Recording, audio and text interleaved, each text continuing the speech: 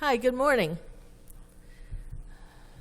I want to apologize if there are people in the audience that are familiar with what a discovery system is and some of the particulars, but I've found in talking to other audiences that sometimes there's not a common understanding, so I just want to quickly go over what are discovery systems, why are they important to libraries, and not to, I shouldn't say to libraries, to the users of libraries, the researchers. And I'd like us to keep in mind that when we talk a lot about what's good for libraries have choice, et cetera, it's really, we're doing that on behalf of our researchers, who in fact are your audience also.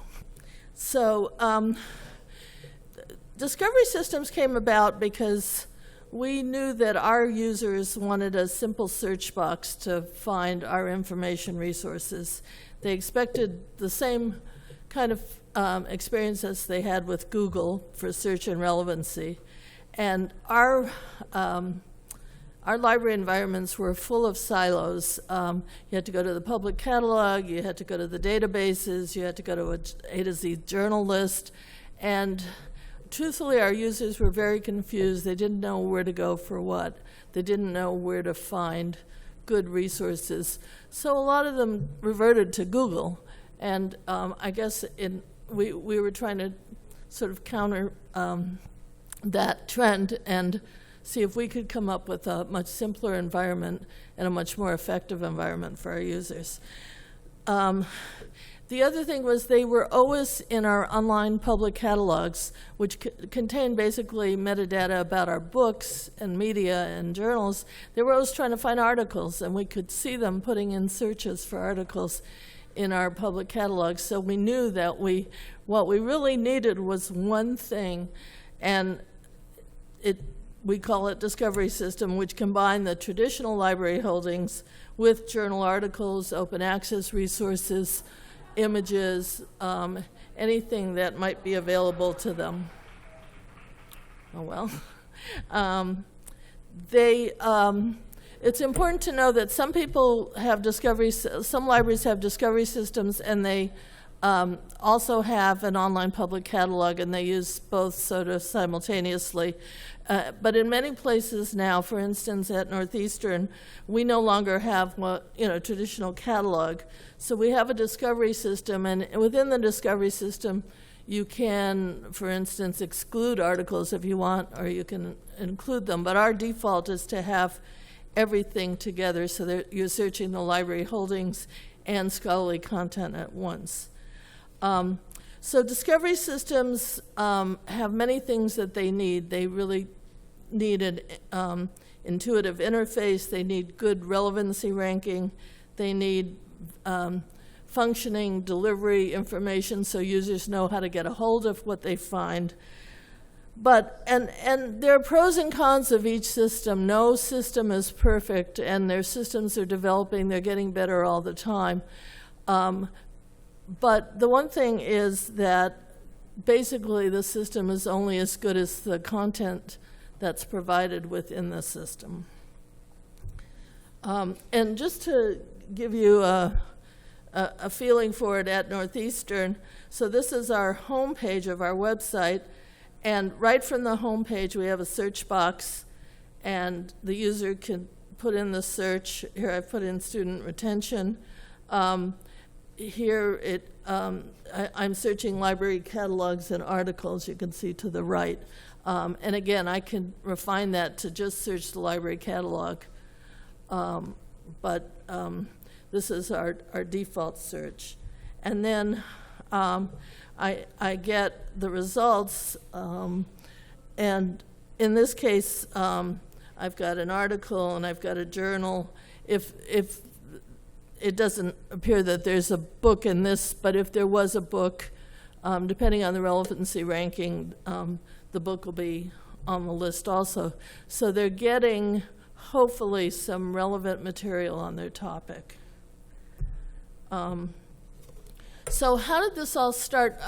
So we felt the need to have something that where people wouldn't have to go to various databases. We felt that need for years, and systems were developed called federated search systems.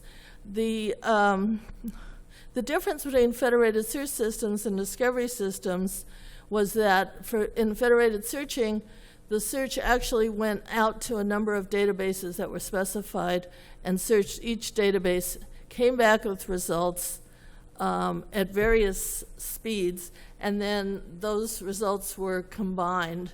But it didn't bring back all the relevant results from each database, and they were really imperfect. But they were one step up from what we had before. But the new discovery systems, they actually receive metadata from vendors and publishers, and then they are able to pre-index that. They're able to normalize it, to rank it, to massage it, to add the facets that you saw on the left side so that you could limit your search in various ways. And that's why discovery systems are different, and I think that's why we're having some of the issues we're having, because discovery systems really depend on receiving rich metadata from publishers and vendors. And if they don't receive that metadata, then that content just doesn't show up for our users. And discovery systems work very well for undergraduates. They're perfect. Get me a few good articles on this topic. Okay, great. They can find it at midnight the night before. They're fine. It also works well for faculty and graduate students that are working in unfamiliar areas. So it's a good way to get an overview of a topic. Although I have to say that more and more we have faculty using our discovery service. More and more, we know, because we get problem reports from faculty a lot saying, this isn't linking out right, I couldn't find this, etc. But in truth, a discovery service does not replace a scholarly database in a particular discipline. And many faculty and graduate students know the databases in their area, and they'll go directly there if they're going to do a really in-depth search. And it also does not replace Google Scholar. Many users prefer to start their search there, and that's fine. We don't demand that they start at the library at all. But that said, we're noticing more and more usage of our discovery service, which is Primo.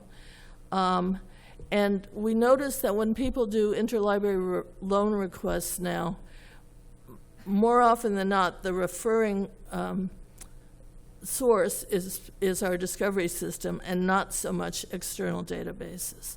So they're using their discovery system more and more. And that's why it's so important to us that all of our paid licensed content be included in our discovery system. So we have a new problem that we never had before, and we call it content neutrality, just to have sort of a term, because it has many different facets. So first of all, it's critical to us that content providers, and these can be publishers, can be vendors, make available the rich quality metadata to all the discovery systems equally. Every library chooses, there's about 4 or 5 major discovery systems. Every library chooses one. Sometimes we're sort of bound to one because of the automated system that we use. And so it's really important that no matter what discovery system we choose, we have our content included. There's a problem now where large content vendors, especially those that have their own discovery systems, are now withholding content or not giving us good content to competing discovery systems. And that's a real problem that has cropped up. And also some publishers are feeling threatened by discovery systems and are not contributing their content, or have just made a decision not contributing in content. So that's really worrisome to us because it means that our researchers aren't going to have access through our primary discovery system to this content. There's other factors that affect content neutrality. Besides the extent and quality of the metadata, there's relevancy ranking in a certain system, especially if a system, the provider of that system also provides content, they could skew the relevancy ranking to their own content. There's fair and accurate linking.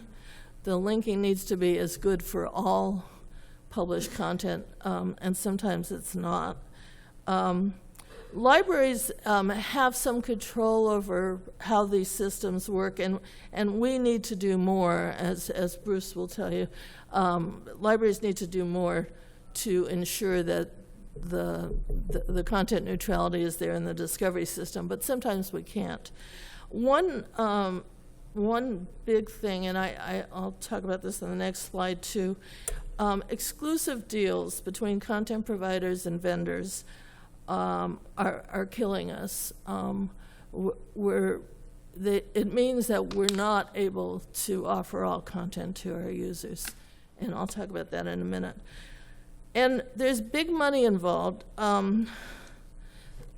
There's library needs are, and when I say library needs, again, I'm talking about researcher needs, are being ignored, and research is really suffering on campuses, and we all need to get together and fight this and figure out a way to overcome this. So I've got 2 minutes. Okay, so I'm going to go really quickly. This is a slide, you can read it. The one thing I will say is please do not enter into an exclusive deal with one vendor. First of all, it prevents your content from reaching all researchers. Secondly, you're putting your content in the hands of an exclusive vendor, and they decide then what they do with your content. And if they decide that they don't want to give it to a certain discovery system, then your content suffers, and our researchers suffer, and that's what we don't want. So libraries really want the right to choose the discovery system, to choose our paid content, and to have that paid content discoverable by any system that we choose. You may find in the future that we actually want to write into licenses some of the rights of having the content displayed in any discovery system. So there's a new revised model license agreement, and just to make you aware of it, you may get asked about this, saying that about discovery of licensed materials.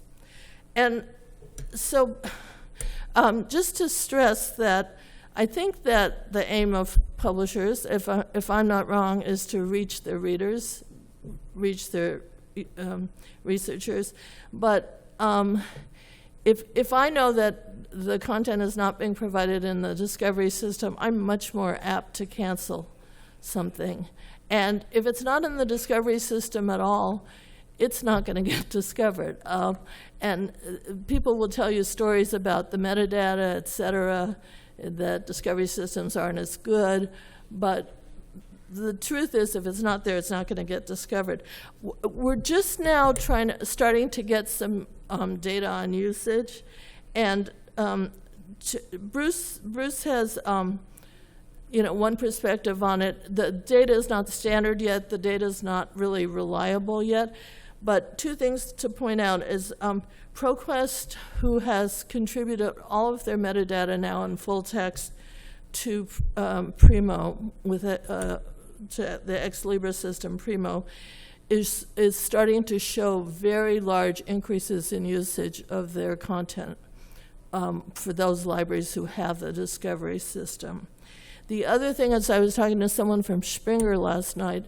who is finding that the usage of downloads increases very much for those libraries with discovery systems where the content is in the discovery system. So we're seeing it as something we want the usage to go up. And so we want the content to be there and to be discoverable. And I think that I'm probably going to stop there. I had a little bit more, but I want to leave time. The two things I'll say, we all need to get together. We all need to talk. We all need to have conversations about this. And please, ask about it. If you're working with an aggregator, don't necessarily believe what the aggregator is telling you. We all also, especially, and listen to Laura's talk, because we need to follow industry standards and best practices. And again, it's all for the good of the researcher. Thank you.